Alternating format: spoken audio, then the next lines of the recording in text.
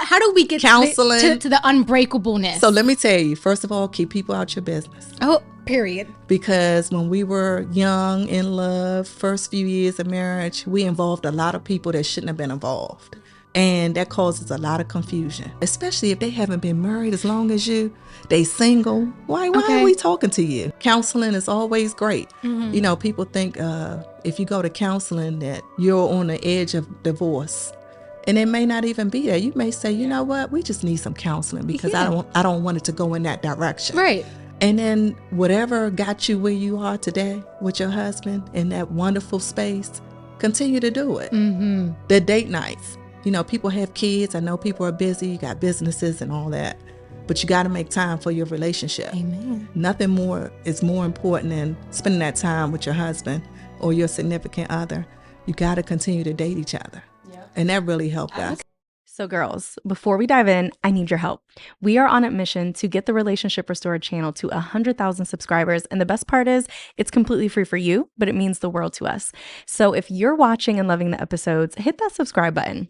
Oh, and one more thing, I can't forget to mention our Relationship Restored online community. Inside, you'll find dedicated chat rooms, daily content, exclusive events, and retreats, all designed to help you build the best relationship with others and most importantly, with yourself. It's truly a place for the girls. So join today at relationshiprestored.com/community. Hey girls, it's Bree And Cece. and you're tuned into For the Girls. Today's guest is a reality TV star and entrepreneur, and I met her and her beautiful husband. They are just the cutest couple.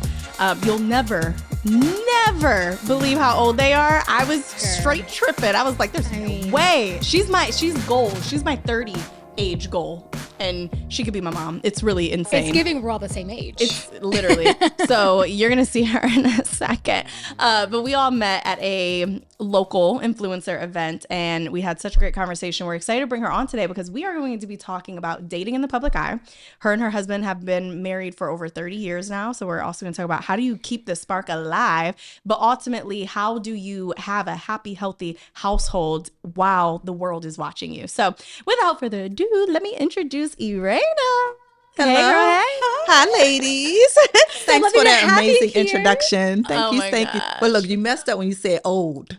What'd I say? How old she is, but no, how young she is. How young she is. Beautiful and youthful. I'll be 51 this year. Which is insane. Where? You literally, I Where? know. 51. Prove it. Honestly, it makes me excited for life because when no shade, because my mom watches our shows. Mommy, I love you, but you ain't out here in these streets looking like this. Oh. But she's 55, you know? But all I'm saying is when you think of like 50s, we think of our parents. Yes. And I don't think about like being sexy and being out It's here. different And now. It is Because different. even when we were growing up, we were like 50. 50 used to look like our grandparents. Right. And now today we look like this. Okay. We're She hanging said we look out, like living that.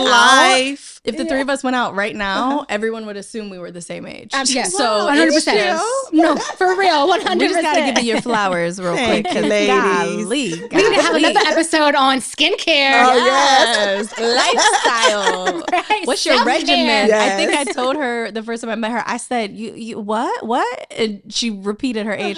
I said, what are you drinking and can I have some? Okay. Because what? What is your routine? Well, it's funny because I'm a brand ambassador for skincare. It's called I Know Skincare. Makes Okay. absolute sense. For those who are 50 and over. Yeah. However, if you're under 50, you can use it as well. Absolutely. But it's a Black-owned brand. And say the name of it amazing. again. It's called I Know Skincare. I know Know skincare. Yes. Okay, we're going to have to check that out. Yeah. Because I need to be preventative now, Yes. I'm half white. You know what that means. Black don't crack. But I don't you guys know. are beautiful. Beautiful skin already. You guys are glowing. You look amazing. Oh, Thank you. girl. Thank you. We're trying to keep up with you. I'm trying to just keep up. I'm trying to keep up with y'all.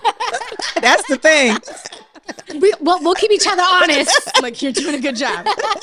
So I want to hear from you, like the journey of how you even got into reality TV. Ooh. Do you guys remember Monique Samuels? Yes. She was a reality star. Yes. She's not on reality TV anymore, but she started on Potomac. Mm-hmm.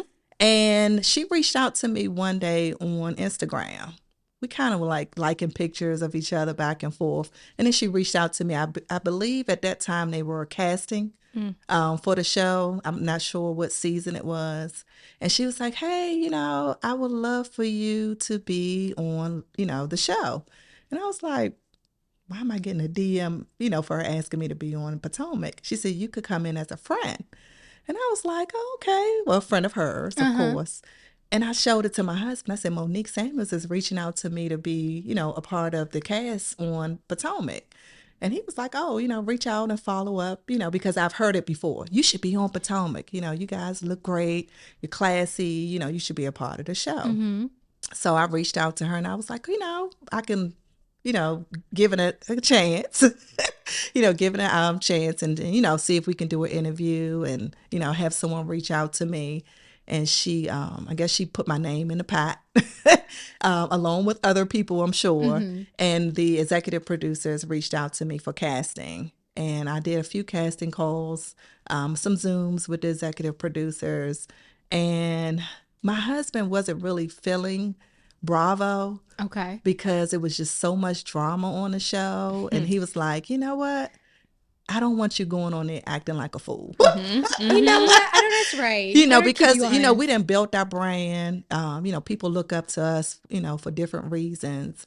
And he just didn't want me to go on there and ruin what we have so many years that we put into our brand. Yeah. And I think it was one of the last interviews. Actually, I think we were actually heading to our anniversary celebration in Mexico.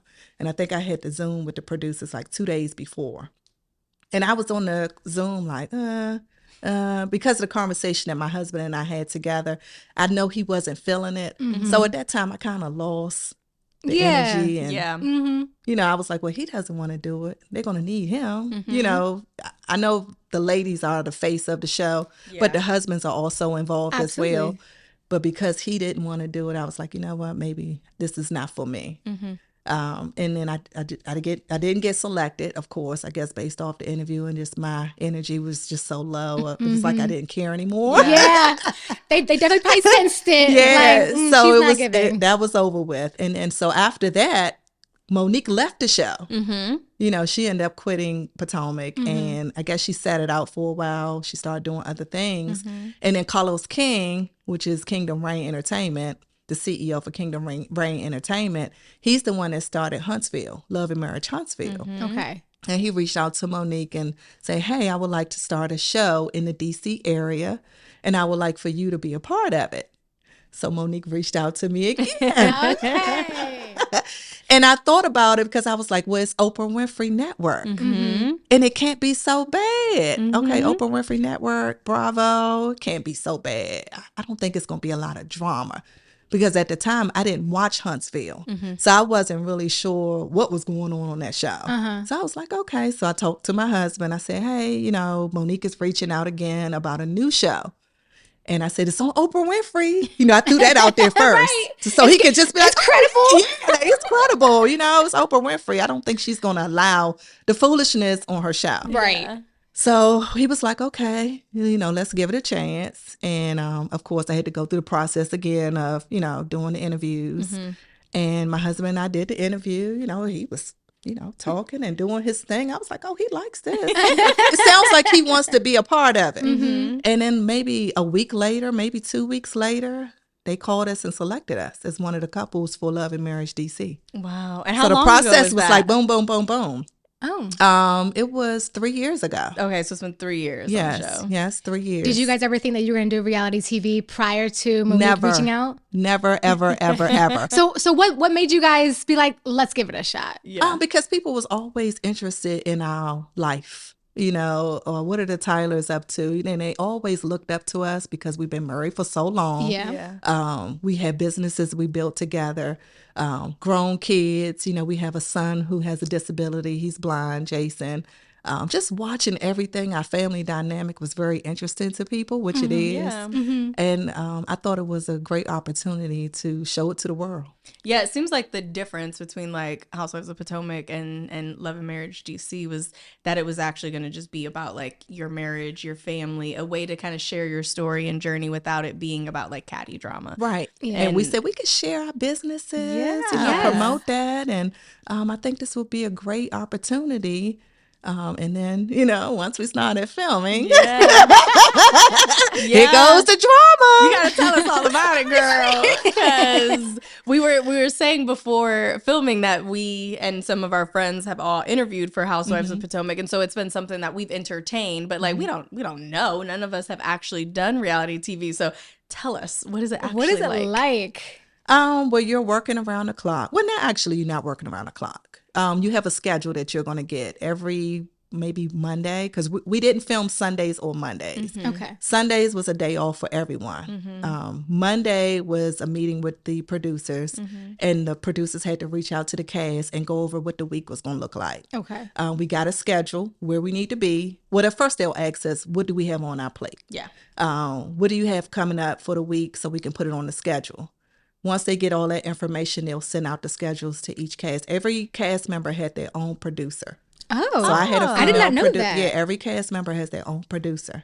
That's Because nice. you're kind of like confiding into them. Yeah. They're the person that you call if you have any difficulties, any issues, anything coming up. You have that one producer that's dedicated to you. Okay. That makes So sense. I had one female, love her to death. We built a wonderful relationship, and that's what they want. Yeah. They want you to feel comfortable, with almost them. like girlfriends, so that you can share all your business. Exactly. Exactly. So they can then use it. Yes, that part. So you have to be careful what you share because they're going to take it and run with it. If you want to share it and you know it's going to blow up and it's going to make TV, then share it. If it's something you like, this would be great for TV, then share it. If you know that you don't want to talk about it, you don't want them to bring it up, you keep your mouth closed. I learned that season 2. Okay. Because season 1, we're new. Yeah. We're new to this. So we don't know. We coming into this blind like, okay, this is going on. My husband did this, telling all our business. And he was like, I know you did not share with these producers that I did this X, Y, and Z. So we learned from the first season. Yeah. But you get your own dedicated producer. You get your schedule for the week. We're filming Tuesday through Saturday, but it's not all day. It Okay. depends on your filming schedule. You may have 2 scenes, you may have 3 scenes, or 1 scene, depending on what you have going on. So they're following the reel. Okay. If you have things going on Monday, Tuesday, Wednesday, Thursday, they're going to be right there with you. They had a few camera crews because they're not just filming you and your family. Right. They have other camera crews that's catching the other cast members Right. as well. So you're not privy to see what they're doing. Mm-hmm. They're not seeing what you're doing.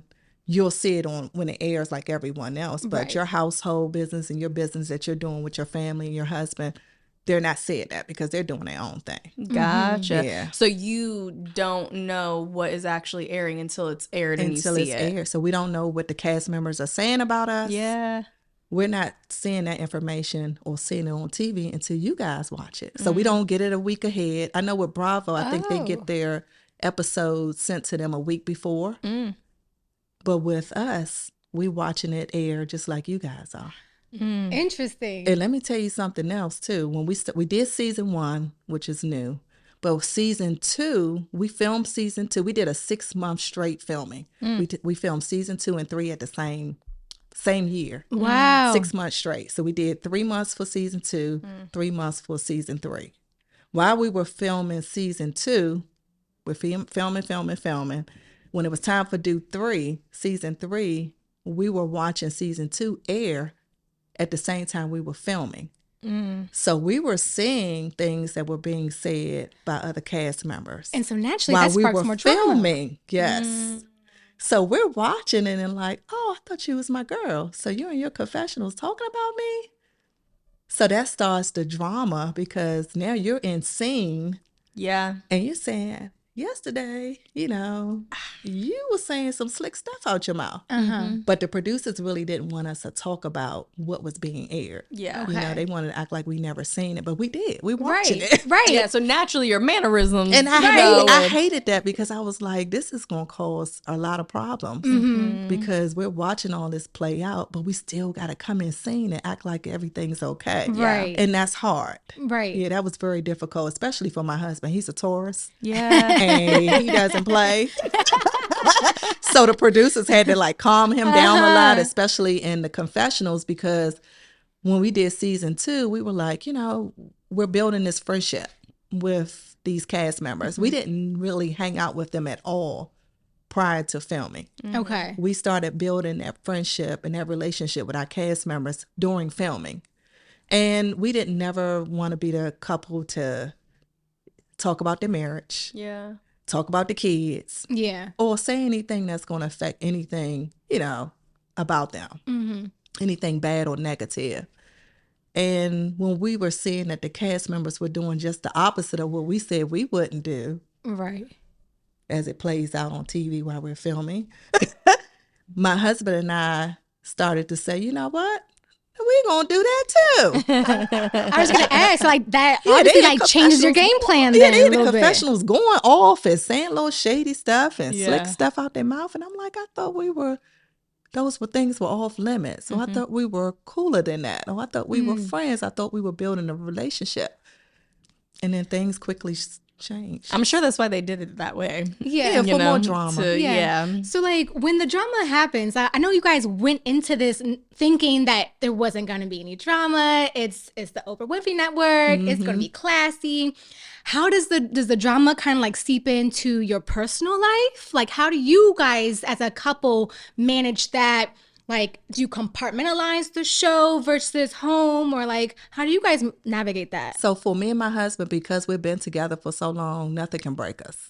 I mean, we've been there, done that. People done thrown stuff at us and it just bounced off of us because we have such a strong bond. When we get into it, my husband and I in scene, it's real because it's real life marriage issues that we go through. Yeah. Now, when the couples are coming for us and saying, oh, I saw you with another guy, or I heard he was cheating back in the day.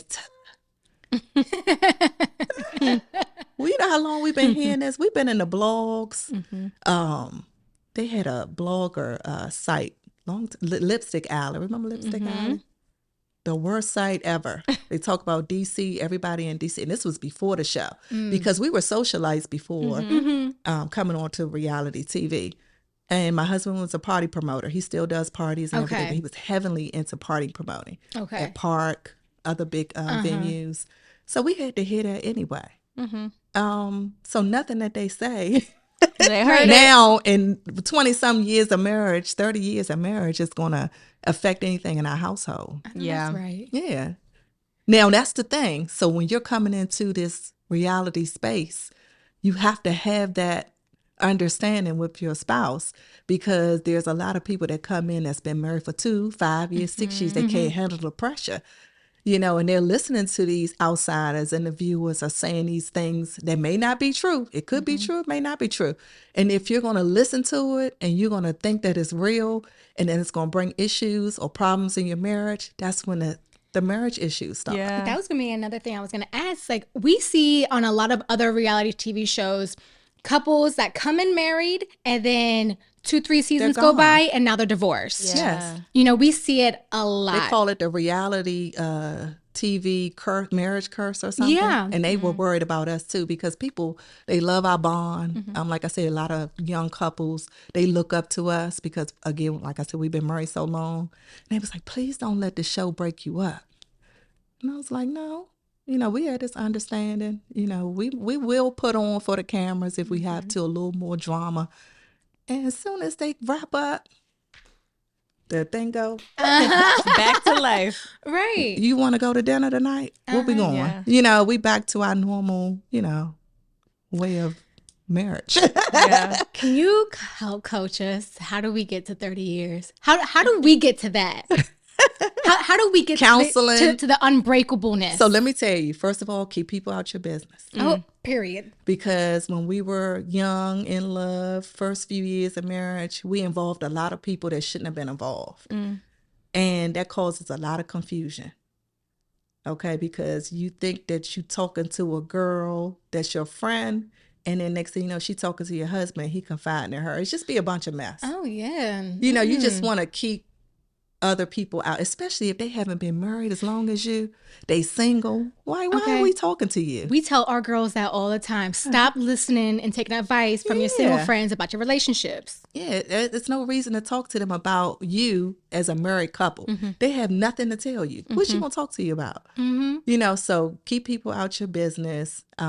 Counseling is always great. You know, people think if you go to counseling that you're on the edge of divorce. And it may not even be that. You may say, you know what, we just need some counseling because I don't want it to go in that direction. Right. So counseling is always good. And then whatever got you where you are today with your husband in that wonderful space, continue to do it. The date nights. You know, people have kids. I know people are busy. You got businesses and all that. But you got to make time for your relationship. And so my husband and I, because we had so much going on, you know, we had to set aside a date, and it was Thursday. Thursday night was our date night, and everyone knew it. You know, so we'll say, oh, you know, Wednesday we got such and such going on. And they'd be like, oh yeah, but Thursday that's your date night. You know, even my mom, she would say, oh, tonight's your date night, right? Because we made sure to block everything off our calendar. We wouldn't put nothing down. Nothing more is more important than spending that time with your husband or your significant other.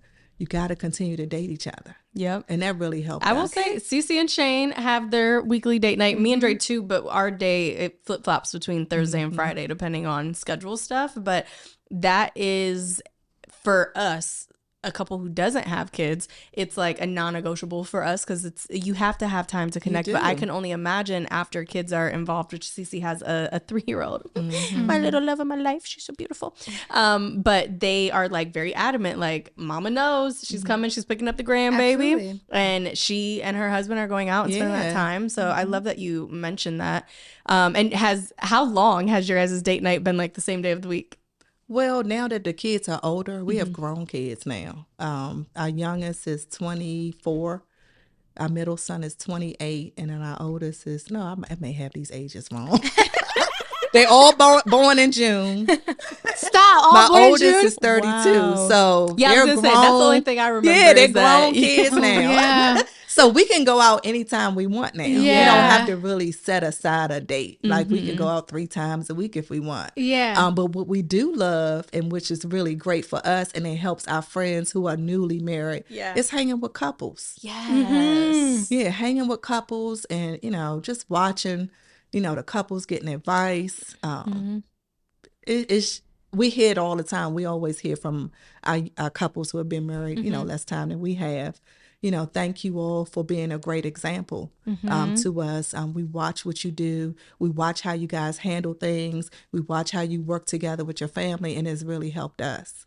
Yeah, community in marriage is so important. It is. We actually have a friend, Callie Ray. She's in Miami, and she told me the other day, she was like, me and Earl, we love living in Miami, but she was like, I just miss being around like my friends and their men, like having that, because they're not engaged or married yet, but they've been together for a while. And she was like, we don't have that here. And it's a difference. Like she feels like she doesn't really have the people to lean on. And there's a difference picking up the phone and calling someone, and a girlfriend being able to pop over for a cup of coffee and just to hug you, you know, is very different. And they are in a space where they're really needing that community of a relationship of couples. And so it's a little difficult. And it goes back to like the single things, like love the single friends, love y'all. But there is a big difference. But it's different. Yeah. It's just different. And especially we even have a couple that we call our mentors. They've been married maybe 3 years longer than we have.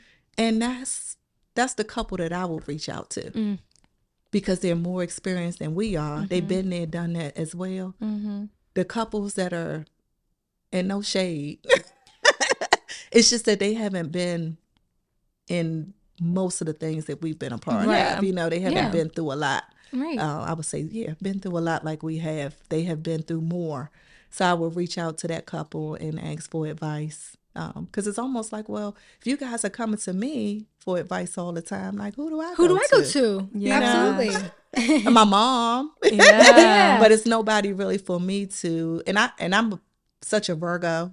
I'm very protective over my space and my boundaries and things. I don't like to share a lot of my personal life with people. You know, I'm very protective over that.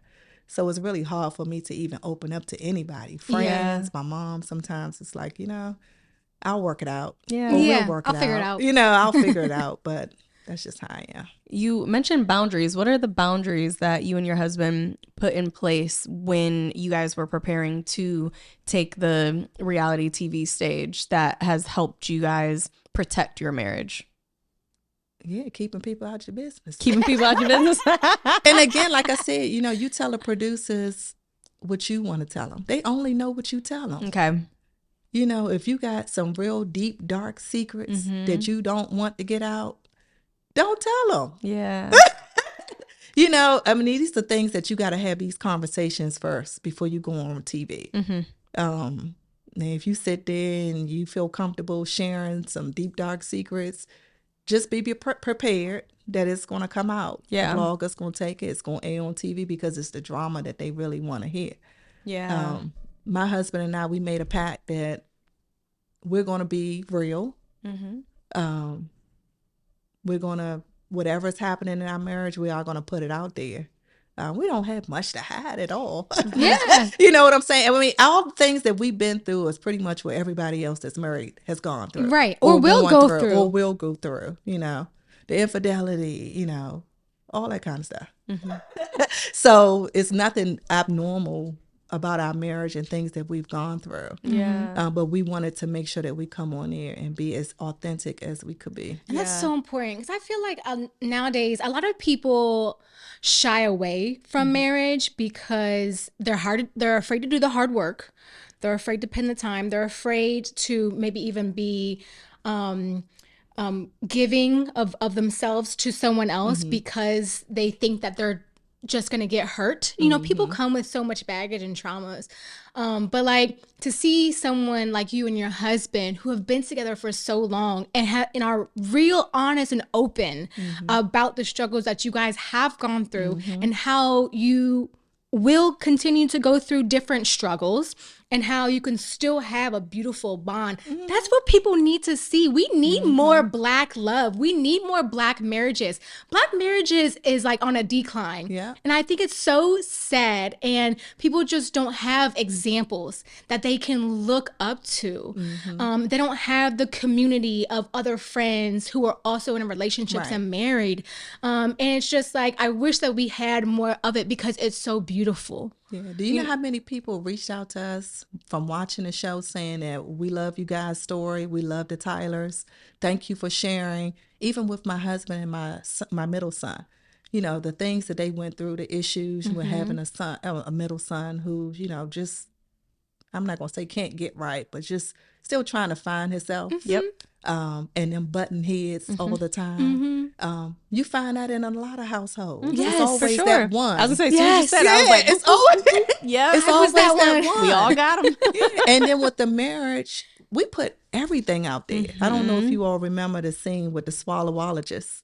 I know. You gotta tell us. Tell us about it. Tell us about it. So we had a scene where I had a swallowologist come out. And the swallowologist, people would think that it's something to do with you swallowing a drink or eating. No. No, This I'm is thinking sexual. Sexual. And my husband didn't know that. I'm here with okay. you. I didn't say anything. I just said, I have somebody that's coming over. She's going to help us. Da, da, da, da. And he said, oh, okay. And then she comes in and it tells, you know, who she is, introduces herself. And he was like, you got a swallowologist over here to help us with this? I said, yeah, we're going to bring some spice back into the bedroom. Because you got to think, we've been together. For 30. We've been, well, longer than 30. Because remember, we were dating before we got married. We've been married for almost 30. Yeah. So sometimes that flame burns out. Yeah. And as we get Same older, old it moves. takes a lot more to crank us up. Yeah. So we got to get some help in the bedroom. Yeah. So I was like, you know what? Let's bring her over. And, you know, I want you guys to watch it. I can't remember what episode, but it was season 2. Okay. And she came over and it was, We'll have a watch party. she was showing us like how to do my part to him, and then what he need to do with him, and make sure that it was right, and don't use your teeth, and do this and do. So we were so embarrassed, because think about you doing it with the doctor. You're already sitting in front of someone and sharing your intimate moments, and it's like you got the cameras right there. You know, so I was like, oh, I'm just so embarrassed. So after the scene was over, I just went in my room, was like, what did I do? But you know, the viewers probably loved it. They loved it. It was like, I've never heard of a swallowologist. I mean, if we're being honest, we could all use a little bit of guidance. We all want to figure out ways to keep the spice spicy. It's not like it used to be when we were younger. Like, we used to have sex all the time. And as you've been together so long and you get busy, you got things going on, it slows down. And I wasn't afraid to say it, you know, during the show, like, hey, we need help in this area. And a lot of people wouldn't have done that. They would be like, you know what, I'm going to keep that information to myself, because that also will bring out people in the inboxes and say, well, if she can't please you, I can. Right. But I also think, too, that, again, we did this show for a reason, to help others. Yes. You know, another instance, too, Jason, my youngest son, he went away to Doors, which is a program for him for, what is it called? Independent living. To get him prepared to live on his own. He's in a program now it's called Workforce Program, to get him to, you know, get out there and get him a job. And a lot of people with kids with disabilities, because you don't even see shows out here with kids or families with kids with disabilities. You do not. You don't see that. So that was another thing. I was like, you know, I would love to, you know, so people can see, you know, what we go through every day with a son with a disability. And that program alone brought a lot of attention, you know, because a lot of people were inboxing me saying, you know, I've never heard of Doors, and I have a daughter that's blind, or I have a daughter or son that has a disability. Thank you for this, because we've never heard of this, and we would like to, you know, enroll our kids in this. So that really helped too. So it has its pros and cons on being on reality TV. Yeah, I wanted to talk to you about social media, because you guys were, before the show, like you said, socialites, you had your own businesses, you guys were already doing your own individual things and joint ventures together. What has been, over the years that you guys have been together in a relationship, what has been some like social media boundaries or rules that you guys have put in place to kind of like protect your household from an external standpoint? Has there been anything that has helped? Well, for me, I stopped responding to my inbox. Okay. I mean, yeah. It gives me anxiety. People always see me out and say, I sent you a DM, and it could be something innocent, anything. And I'm just like, I try to stay out of there. I set my settings where, you know, you can't inbox me unless we're friends on social media. I'm not sure what he does, but we don't hide anything from each other. Like, I can go on his phone and do whatever I want. Same thing with me. But yeah, I had to stop the DMs, because the DMs be going off, especially because you're on TV and people don't have the right intention. You know, they see you on TV, they try to say things to you, and if you're stupid enough to entertain it, a lot of people just want to get on TV. You know, next thing you know, you're in the blogs, because they say, oh, this man, and everything is being screenshotted. Nothing is just going to say that. Nothing is saved. You start talking to somebody in your DM, the next thing you know, it's all over the blogs. You could respond with anything, and just, they can draft up or create. I'm not getting stuck in none of that foolishness. Being on TV has done a lot of, you know, for me, as far as changing in social media, being out here in the public eye, because you can't do anything. Next thing you know, you on the blogs and people are saying she's cheating, or she's doing this and doing that. They're watching us very closely. You know, we were being watched before, but sheesh, being on TV, on reality TV, you can't do anything. As you can see, reality stars, every time you get pulled over, you on TV, anything happens. Huntsville, you got people that been arrested. Now, if they wasn't on TV, none of this stuff would have made the blogs or anything. But it's like they're watching us so closely.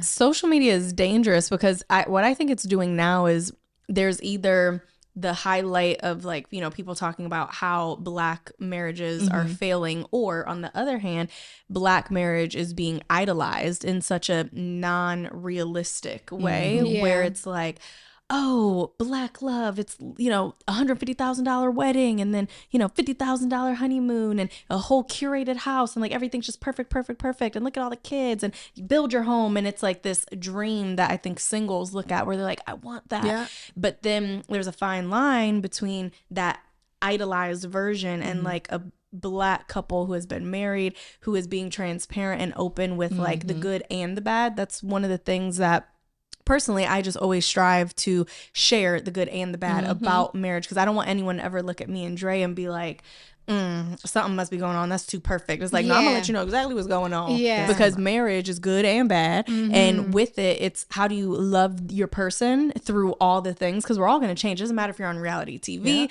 or if you, work a blue collar job, or if you're entrepreneurs full time, or if you don't work. It's like there's so many elements of a relationship that I think when we are consumers, especially scrollers, that's why I don't scroll on Instagram. But for scrollers, it's like they're creating this version of a reality that doesn't really exist, because this is what people are choosing to curate and show you. Right. So I love that with you and Jamie, you guys are very open and honest. Like, and how you said, you're like, it was kind of awkward. Like, we're doing a sex class on TV. But what it does is it shows people like the real, right? It allows them to feel connected to you guys in a very personal way. And that's where the DMs come from, where it's like, thank you for showing up and being authentic and transparent, because that's needed. I think so many times it's just too idolized. Right. Like you said, you want to be open and honest. You want to show the good and bad in the marriages. And that's what we said when we were coming on reality TV. That's what we were going to do. Yeah. Yeah. I love that. How has reality TV affected your kids? And like you and your husband are obviously very much so in the spotlight, and you've said that you guys have always been socialites, so maybe they're just used to it. But like, mom, TV has amped it up much more. I'm sure. Like, how do your kids feel about mom and dad being the face? They love it. They actually love TV. Even Jason, our youngest son, he wants to start filming again. Like, he really likes it. He likes, telling people like, follow me on social media. Yes. He never leaves that out anywhere we go. So he wants more followers. So make sure y'all follow Jason Tyler. My oldest, my daughter, she was a little, kind of hard to convince. Season 1, she was like, we're going on TV. I don't know about this. I may not see you guys. I don't think I'm going to come over like I used to. But now after that, she started, getting more comfortable. Season 2, she made an appearance with her boyfriend. Yeah. So she got a little more comfortable with the show. And then my oldest son, he just loves it. He walks around like, I'm on Love and Marriage DC. Yes. He likes the perks. When we go to the game, he goes in VIP. When we go out to the clubs or lounges or anywhere, we're getting that treatment. Yeah. So he really enjoys that. I mean, who wouldn't? Who I like a good perk or two myself. So, thank you, Mom and Dad. Right. Look, and then going back to what you were saying, showing on social media. Yeah. Because you're looking through and you're scrolling through and you're saying, this family looks like a perfect family. We're not going to show that we're beefing on social media. Yeah. I hate when couples, boyfriend and girlfriend or husband and wife, bring their drama to social media. It's wild. I am traumatized by Facebook because my family uses Facebook as like a boxing ring. It makes absolutely no sense. Like stuff that you would only say in like a personal text message or in the comfort of like your home. All in the comments. It's like instead of calling the person and being like, look, you did this thing and I didn't like how it made me feel. They're like, at Dawn Schultz did X. No. And like, it's just so weird. Like airing dirty laundry and having a real life beef over Facebook. Like they're on a reality show. I'm like, we don't care about it's entertainment to us, but it's strange. They should keep it on. Because look, it's been a few times where I'm like, ooh. Right? Let me eat my popcorn. But the problem is, especially for married folks, if you put it out there, don't go back to them. Okay. And next thing you know, you sitting on the beach. Listen, because now everybody is look like, stupid. You stupid. Yeah. So that's the thing. Like, keep it off social media. Yeah. Like, you would never see. And people gonna say, oh, they look like they always having a good time.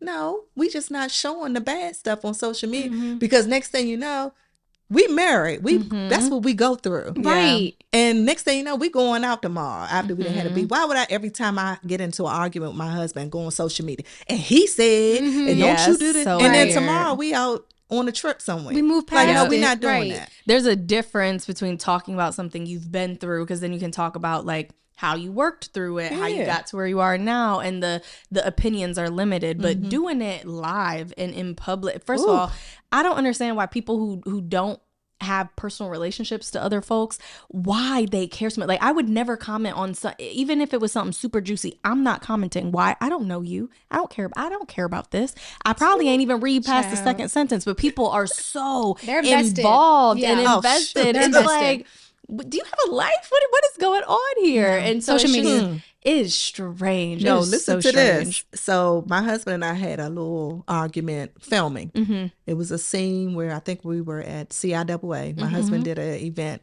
in Baltimore. And I think I was getting into an argument with one of the cast members. We were sitting like this, actually, and I was reaching across the table, like in her face, like da-da-da-da. And I think he came over and was trying to like get my attention, like, calm down, chill out, because he know I go from 0 to 1,000 real quick. And he did like this just to get my attention with his hands softly. I could barely feel it. Now, I watched it on TV. I said, oh, he touched my face. No, he abused you. When I say those people they said, he's beating her. He's abusive. Blink your eyes twice if you want to get out that relationship. They labeled him as an abusive husband from that one scene. That's wild. That one scene. How have y'all dealt with criticism, like, to that extent? Like, when it's something that's personal that obviously is not true. Is it just like a method of we just block it out and act like it doesn't exist, or do you guys like confront it head on? Like, how do you guys deal with the criticism? So what we do is we take every opportunity to do any interviews with like the they have the reality TV bloggers. And try to clear up anything that we want to clear up. Yeah, we may go live after each episode to just give to say, hey, this didn't even happen. You know how editing is. You know what I'm saying? What you saw wasn't even what really happened in the scene. So that's what we normally do. And then I'm different from him. Like my husband, he will go on Twitter like, I told you.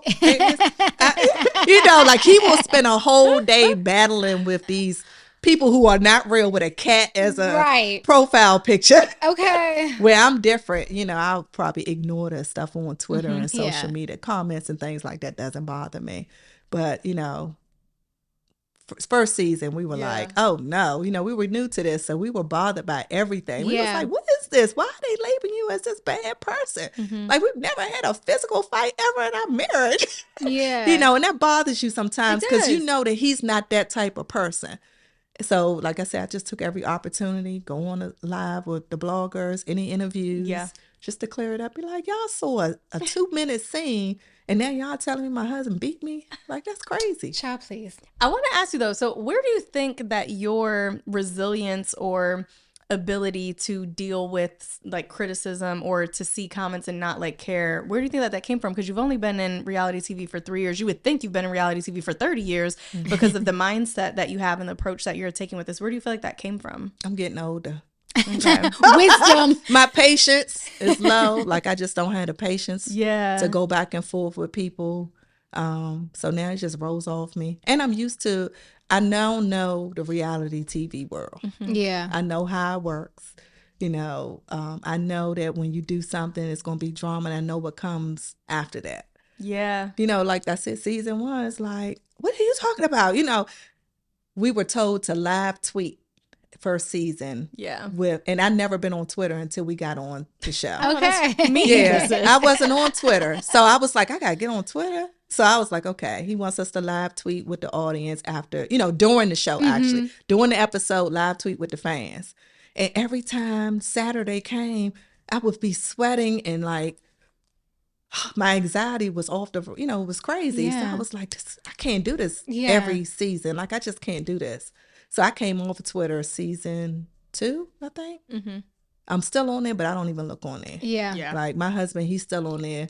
He'll go back and forth. But it's like, now I just don't care. I know how it works. Go back and forth with them. They want you to. They're like, oh, Raina said something to me. They'll screenshot it, send it to the blog. Raina said, look what she said to me. Like, I don't have time to entertain you clowns. And also, you have to keep your peace. I'm trying to keep the peace, my energy, and everything now. It's funny because we did a panel, and Dr. Marsh, who she just turned or just hit 50, if I'm correct. Am I correct? Dre's like, I don't know. I'm pretty sure she like is in her early 50s, and a question was asked, and she was like, honey, I hit 50 and I just don't give Yeah, we don't give.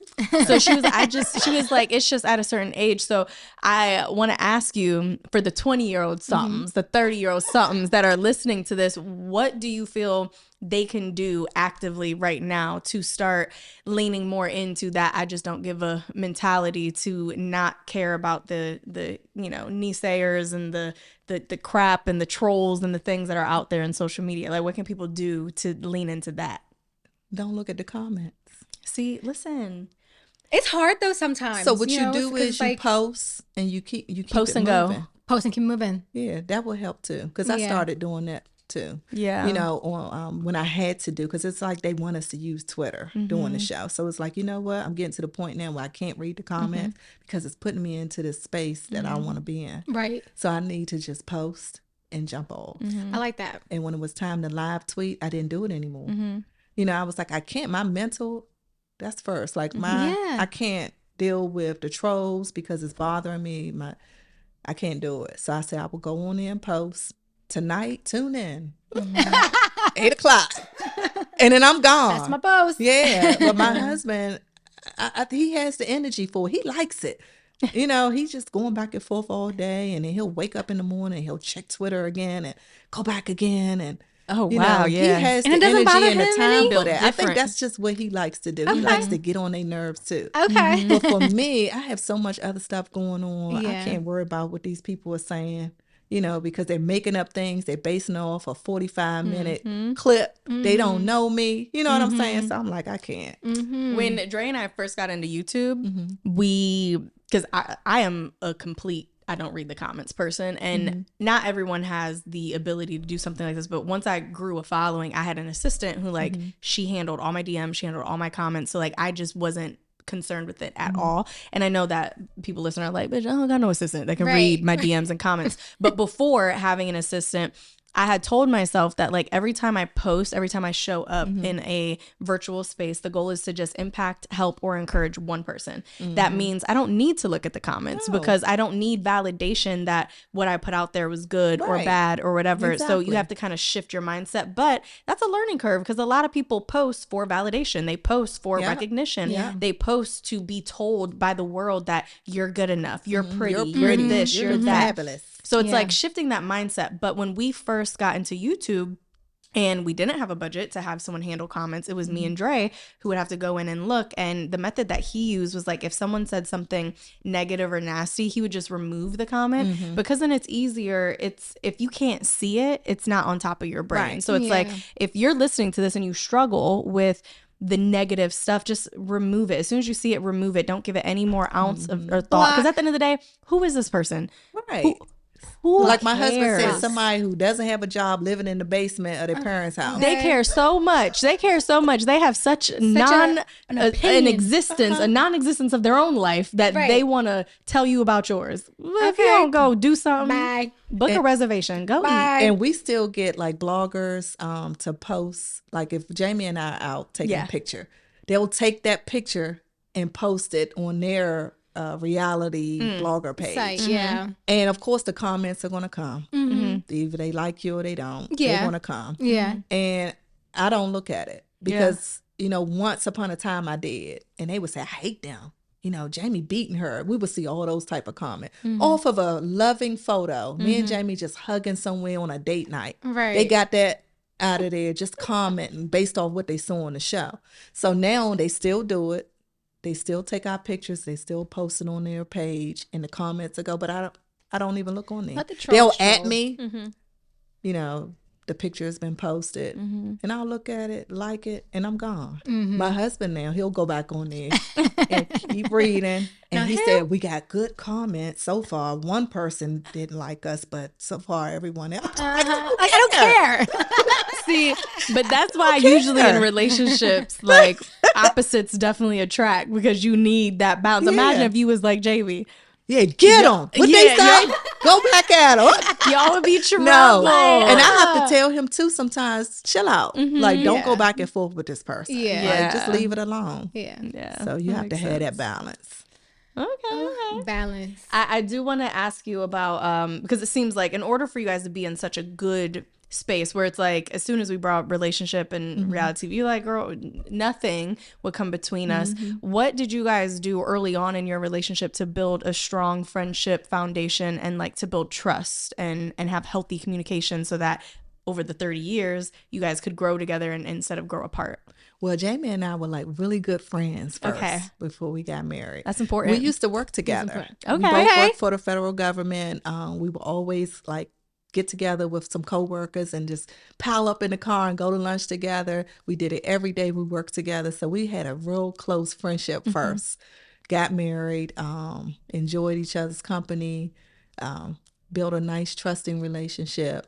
But like I said, if we needed counseling, we needed counseling, you know, to help us in our marriage. Anytime that we felt like, you know, I was lacking with something, maybe he was lacking. We never blamed the other person. It was like, you know what? We both need to go to counseling. And it was never a point where it was like he wouldn't go. Because I've seen with some marriages, like, well, I'm fine. It's you. You need to go. And then sometimes it's just the wife that's going constantly getting that therapy. We always decided if we needed to go to counseling, we're going to go together. We fought for our marriage. We had great communication, you know, anything that was bothering us. At one point, we didn't.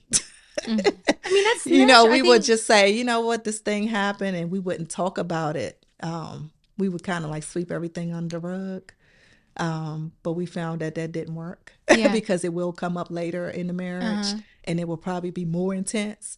So we found that, you know, if this happens right then and there, we need to make sure that we talk about it. You know, people always say, don't go to bed mad. We've been to bed mad plenty of times. Okay, so do you guys address it like right in the moment? Do you have to like kind of like take a step back because he's a stubborn Taurus. So he may go 3-4 days without speaking. I'm the person that will always come and say, look, enough is enough. We need to talk and sort these things out. But yeah, counseling really helped us. And like I said, just leaning on those who, like our mentors who've been there, done that just as long as we have. Gotta get some marriage mentors. Listen. I mean,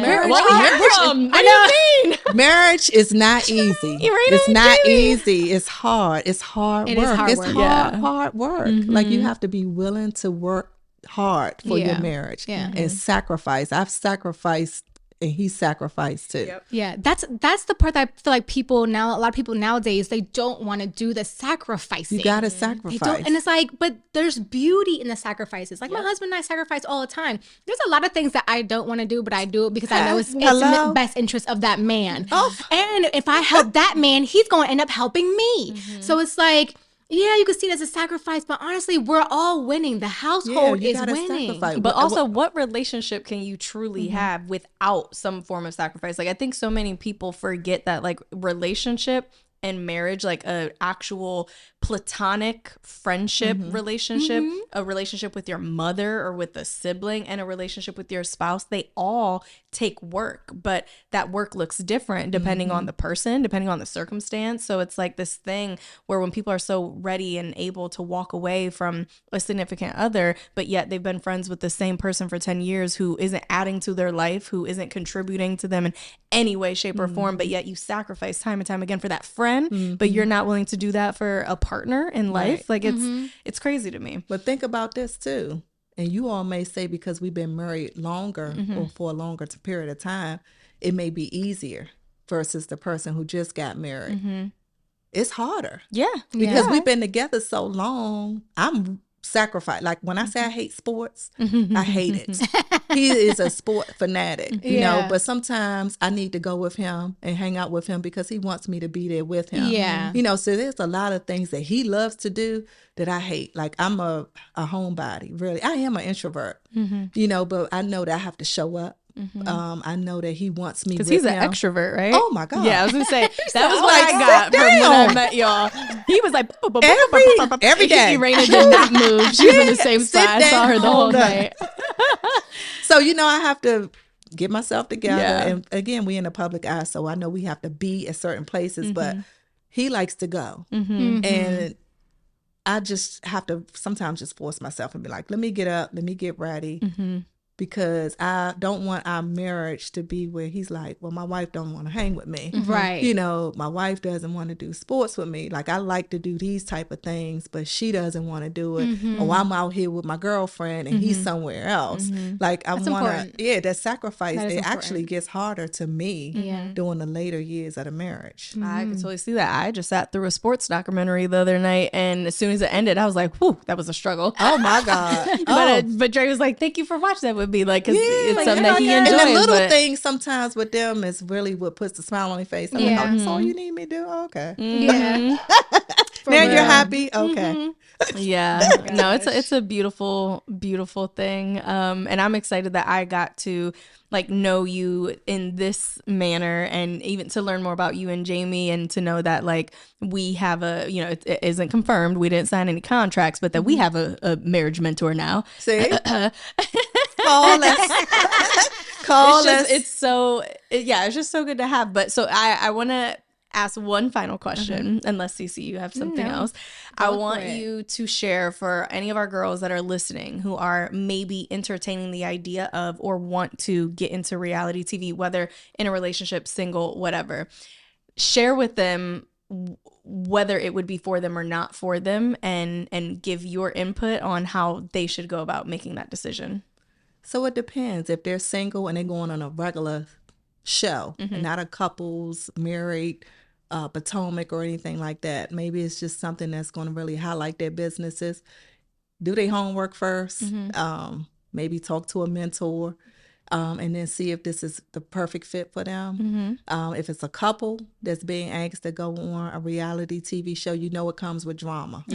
So be prepared for it. Be prepared for what the viewer's going to see and what they're going to say. If you're going to listen to the negative comments, if you're going to look at the comments, be prepared for that. Because it's not easy being on a TV, on a platform, with all eyes and what comes with it. Like, you have to be prepared for that type of situation. And if you're not ready for that, because I'm telling you, you gotta have strong skin. That foundation got to be hard. It's got to be hard. You got to have tough skin. Because it comes with a lot. It comes with a lot. And you just got to be ready for it. And if you're not ready for it, don't do it. I had some close friends that wanted to be a part of the show. Oh, bring me on as a friend. Or next time, pitch us as a couple. And I was like, you ain't ready. You're not ready. You're not ready, because I know you. You're crying all the time. You're very sensitive.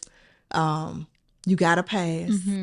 And just remember, and I always tell them this, just remember, whatever you did in the past is going to come out. People do their homework. Yeah, they do. Because when Jamie and I were just asked to be on Potomac, we were just asked. People were putting it out there like we were going to be the couple on the show.